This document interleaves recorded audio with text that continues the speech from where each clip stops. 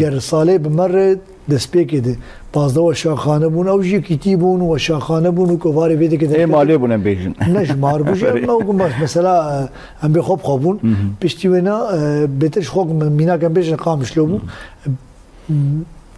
سال بسال برفرتر ده بحطاق انجام اینا گیاه شست و شاخانی یک مر بجدار بون حال حاضر آنا حال حاضر يعني وكرو شا نهج هنك برهم بجين هن لسينور ساكنين جي هن يعني سينور ساكنين برهم نهاتن لأما بقشتي بينجي وشاخانك وصازيك مر بجدار بو لبي بيشنجي شو جماري برتوكي وانجي صدو تشل حزار بون صدو تشل حزار برتو بون ناو نشاني وان 13700 بون عناوين يعني ناو نشان برهمه بزمان کردیش خواب جیه سر بلندایی پر یعنی بهتر برفرد به هم به برهمه سالی که و دو سیاجی بزمان کردی برنگ کی گل کی ام بو یعنی چند برهم ها بو مینا کم بجن به بلکی 3-4-5 صدی بون لی اما ای سال گیا آستا 43 صدی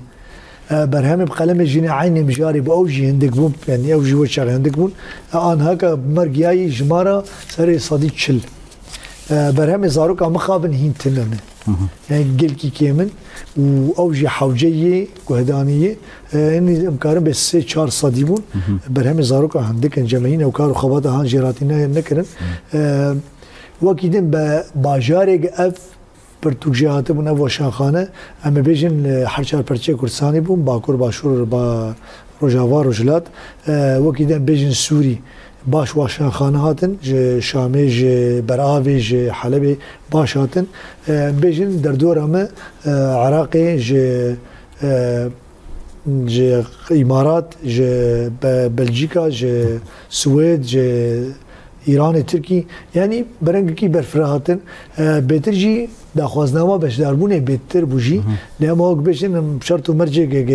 انه ابر هم سلامتی بگیم ویده که بفیرن که هانی جمعت یعنی زحمت بقول لك يجبر برسكريك جمعت ركتن لأما ديسا شين بيجن آستا پیشنگه